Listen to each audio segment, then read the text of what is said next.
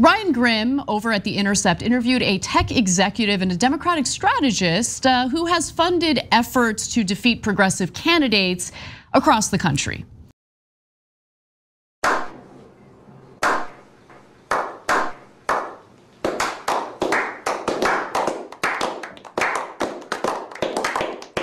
Now, Dimitri Melhorn's #1 concern is defeating Donald Trump. He is terrified of Trump. He thinks Trump is terrible for the country. I agree with him on that. Well, duh. But that seems to be his one and only objective: defeat Trump at any and all.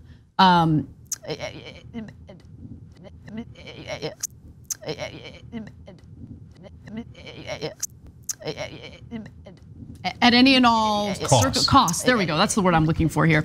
So while he says the far left actually ends up being a bit of a threat when it comes to defeating Trump.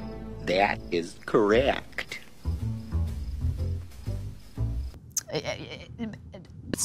Now, I want to go to the first video here where he talks about how, maybe I don't need to focus on defeating progressives anymore. Because they've done a good job defeating themselves.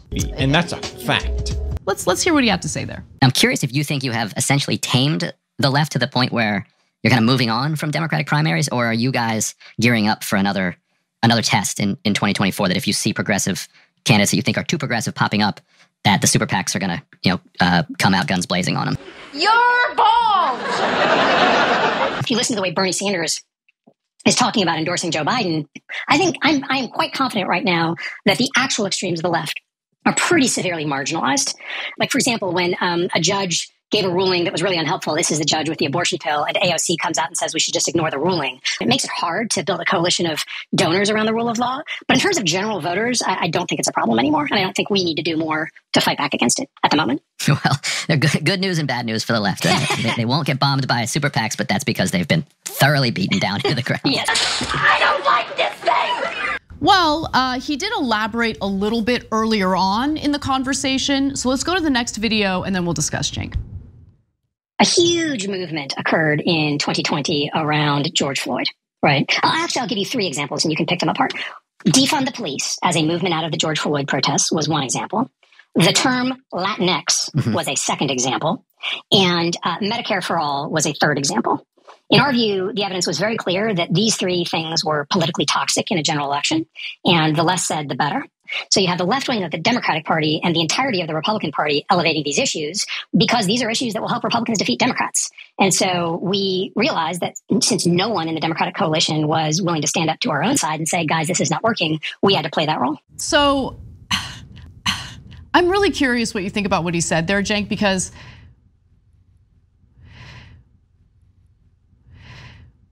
he was making kind of an interesting point until he got to Medicare for All, right? Because when he goes issue by issue, my mind goes back to the polling on those issues, right? So defund the police, for instance, does not poll well. It especially does not poll well with Black respondents to those polls.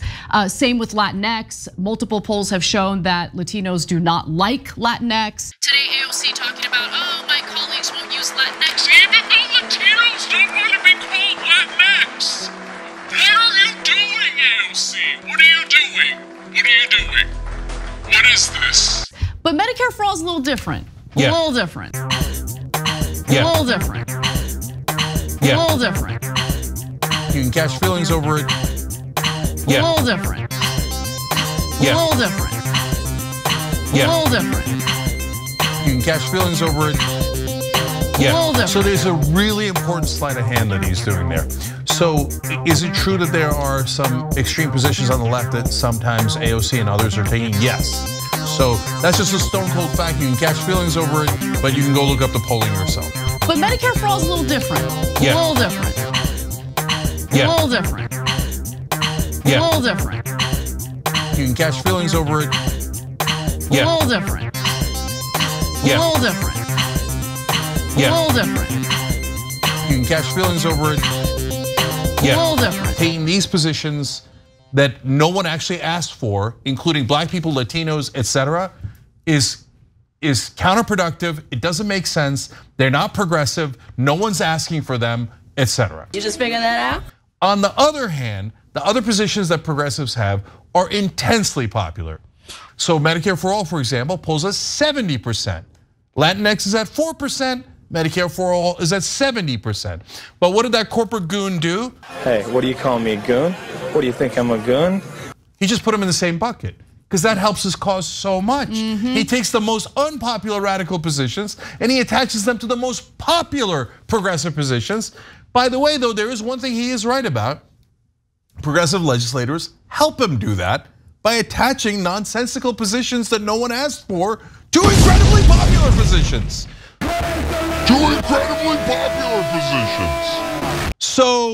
So he's lying. They didn't do it because we were so concerned about Democrats winning and the Latinx was preventing it. But anyone run on Latinx? No one ran on Latinx. He said it's making it harder to build a coalition of donors.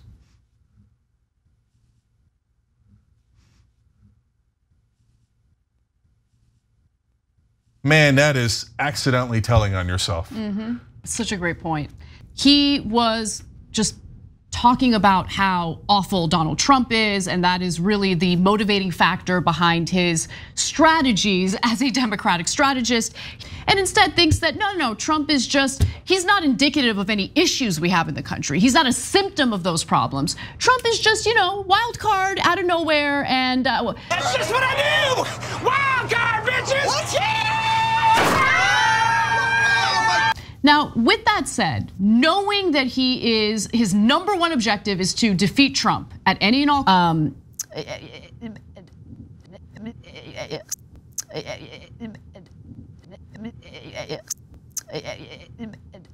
at any and all costs. There we go. That's the word I'm looking for here. Costs.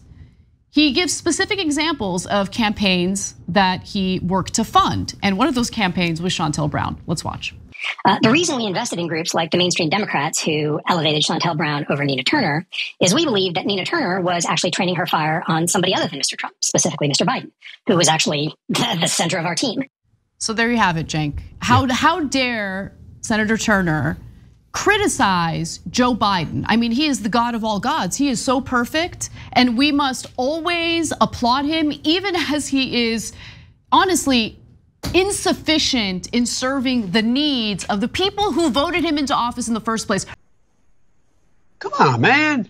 And by the way, wasn't one of the things that they said, oh, Nina Turner said voting for Biden is like eating half a bowl of shit, excrement or something like that. Well, but they leave out the other part where she said voting for Trump is eating the whole goddamn bowl, okay? So she said Trump is way worse than Biden, but they always leave that out and they pretend as if she was in favor of Trump. He just did it again because they're goddamn liars. So please do politics right and don't lose to these goons. And last thing I'll say is, he says like, corporate Democrats like Joe Biden, that needs to be the center of the party. If anyone dares to disagree, they should be driven from the party because it's all about Trump. And when Trump is a disease, and he's the only problem. The situation pre-Trump was so bad that it led to Trump.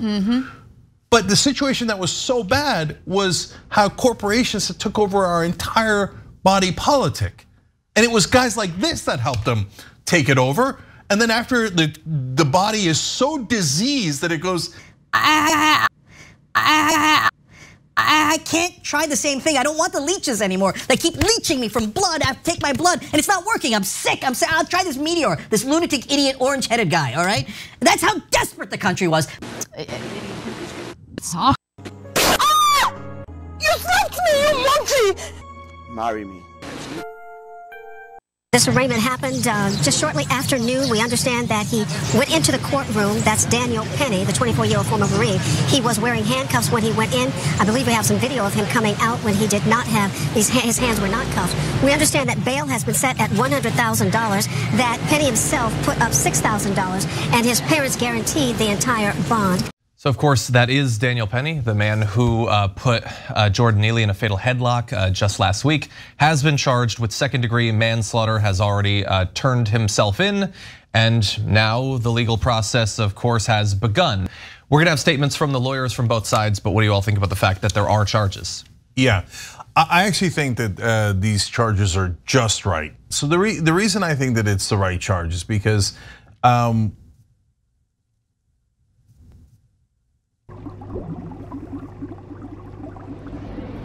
Not a fish, you're a man. So when you go, Neely, the homeless guy in this case, had not attacked anyone. Now, don't get me wrong, when he says, I don't mind going to jail and getting a life in prison, I'm ready to die.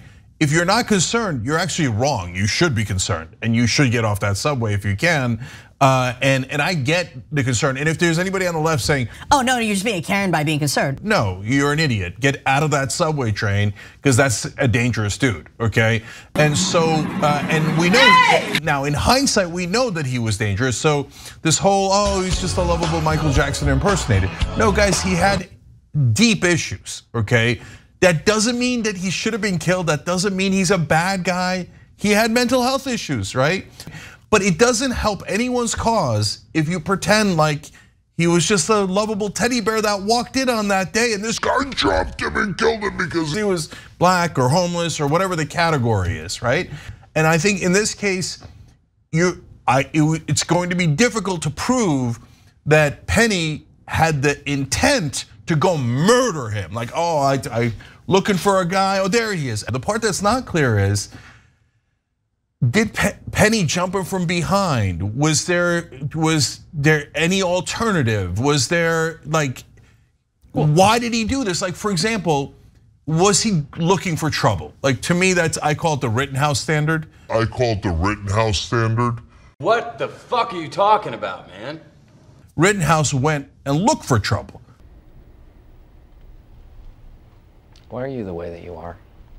He's like, oh, I've got a weapon. I'm gonna go into the middle of what I view to be a riot.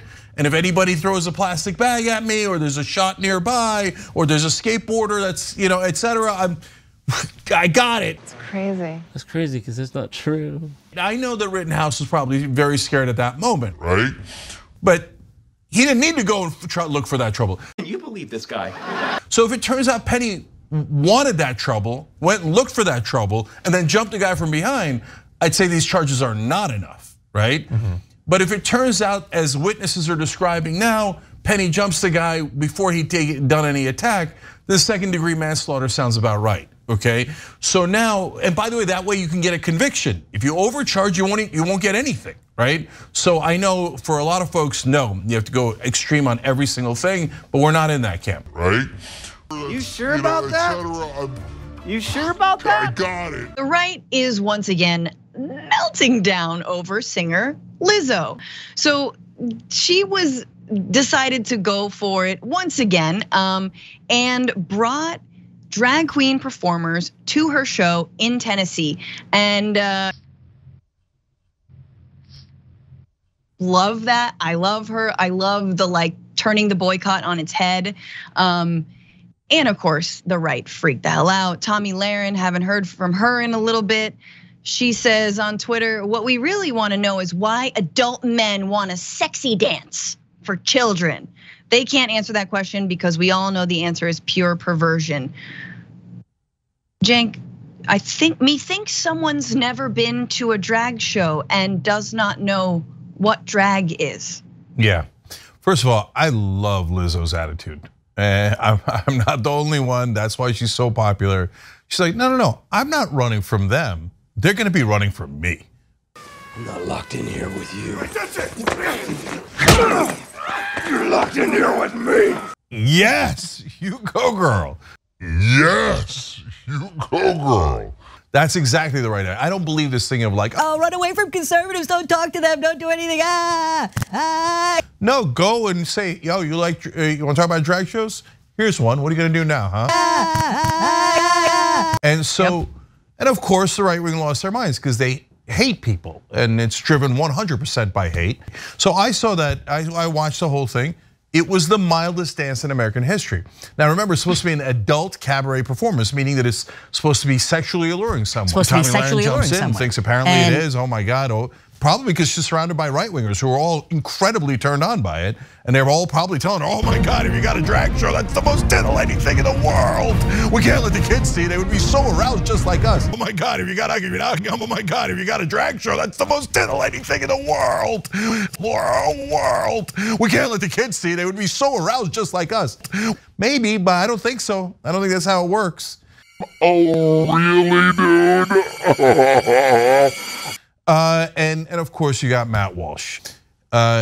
He says, throw her in jail. So you're gonna put Lizzo in jail. First, I dare you. That was a joke. It was a joke, honey. It was a joke. Okay, go for it. See how it turns out. Because these idiots think they're popular, right? They're like, oh yeah. There's a drag show and Lizzo actually danced along with them and they did this. Oh my God, we should take away her freedom and cancel her forever. Lizzo style. Yeah, you're gonna lose. The country is not anywhere near as vile and disgusting as Matt Walsh. You're a tiny, very loud, hateful minority. The great overwhelming percentage of the country does not agree with you. You're a stupid monster who hates freedom and wants to take anyone's freedom away who doesn't agree with you. But Matt, when you say that that was sexually alluring to you, you're telling on yourself, you idiot. And when you say, oh my God, they were so naughty, we should lock them up somewhere, you're practically shouting. Yeah, guys, get a room and leave the rest of us alone, right? I mean, if you're into that kind of sexy dance, have at it, Hoss, and just butt out of our lives. And this is so hilarious from the guys who said, and they're gonna try to control your lives. We don't give a damn about your lives. Go away, go away. all we're trying to do is give you healthcare and higher wages, you morons. But nope. I'm gonna control your life. I'm gonna put you in jail if you don't agree with my so-called morality from thousands of years ago. You must follow my morality. Which, by the way, is... I'm gonna control your life. I'm gonna put you in jail if you don't agree with my so-called morality from thousands of years ago. You must follow my morality. Which, by the way, is actually the opposite of morality. I want to take away people's freedom because I can't control their lives. You're a stupid monster. Don't buy any unripe bananas. You won't live to eat them, yeah. Uber has placed Bo Young Lee, its head of diversity, on leave after she moderated a couple of employee events that made the horrifying mistake of including the perspectives of white female employees. White female employees. After several years of diversity, equity, and inclusion trainings, making it clear that the inclusion part is really meant to exclude the white female employees. Some employees at Uber didn't take kindly to the sudden paradigm shift. Backlash from Uber workers who felt the topic was insensitive spooked the company's execs, who immediately decided to place Lee on leave. Employees turned to the company's Slack to complain and expressed that they didn't like that some of their white colleagues saw Karen as a derogatory term. Her Karenicity. But as we all know, Karen absolutely is a derogatory term. Because we are going to give out anti-Karenicity awards. Are we really gonna pretend like it's not? Well, it's a derogatory term. That's why it's used in a derogatory sense after someone is perceived to have engaged in bad behavior. Furthermore, post-taste, post-office, creating a mediocre type arsenic and treatyology. Karenicity awards. Now, the controversy didn't die down. Weeks later, the Karen conundrum was aired in a company-wide meeting. Now, as you can imagine, that comment did not really do much to calm the situation down and instead sparked additional outrage and complaints to executives. There is an entire industry where authors and academics make a killing conducting trainings that simply tell white workers to shut their mouths and take kindly to hours of being told they're all the same. They're all racist, they're all hateful, they all deserve what's coming to them. Look, I think this discourse has had a devastating impact on the country because when you mix business interests with the branding of social justice, chances are the objective is really about profit rather than actually addressing systemic issues.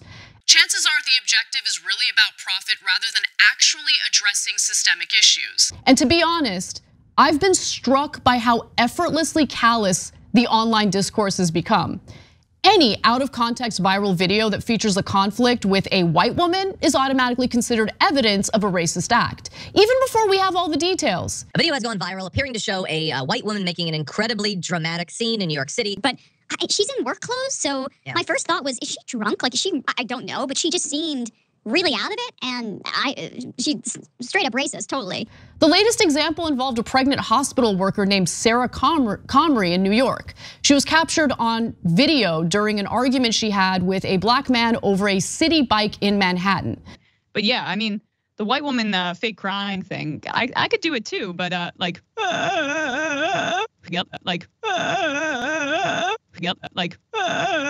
and then you just turn it off. It's it's convenient. I would not deploy it in this kind of situation. The dominant online narrative was that this racist pregnant woman tried to steal a bike from a black man and then made herself out to be a victim with her white tears.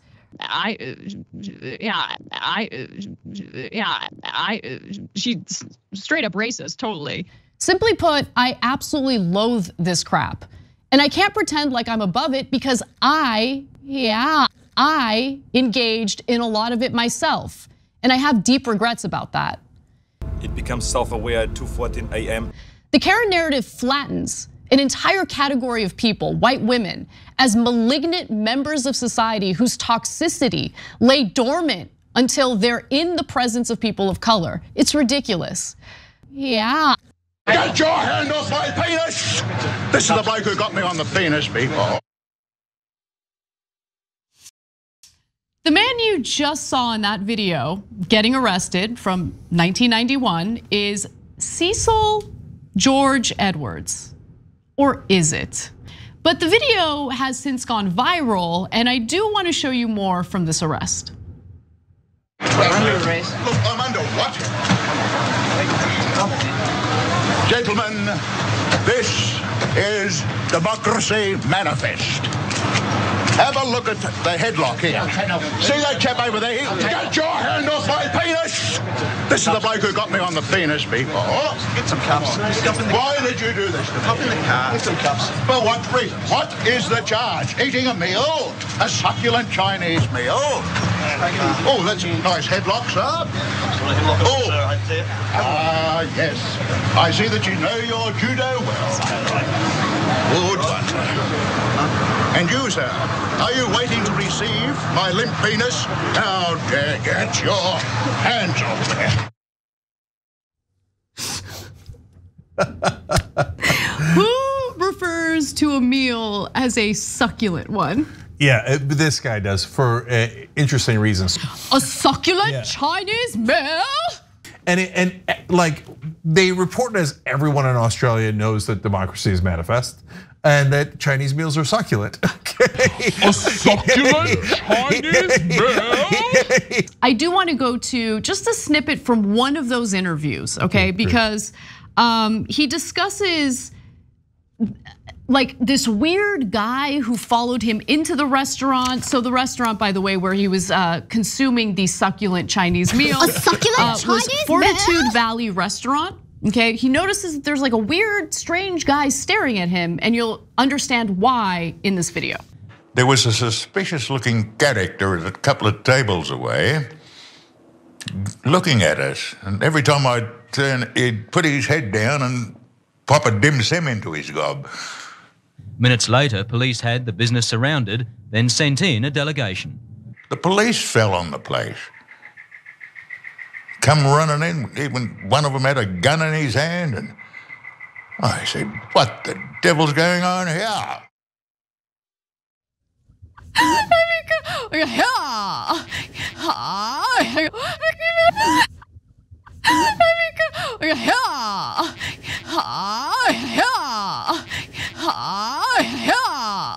He doesn't really talk like that. Come on. I think he does. That's why it's so fun. So what the devil is going on here?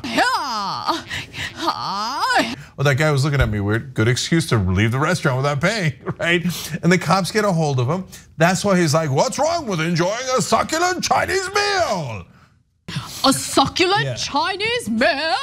Because that's kind of what he says whenever he's busted on running away from not paying the bill. Okay. Oh, wow. He runs out on the bail because he's wanted on other stuff, and they never find him. So when he resurfaced in 2020, the police were like, oh, that's where he is. Okay, because he escaped from all those prisons and he'd run out on bail in that particular incident, and they'd never seen him since. Wow. Okay. You really did a deep dive on this one. Oh, look, man, we take the news seriously. You really know your judo well. I do. I see that you know your judo well. You know your judo well. What the devil is going on here?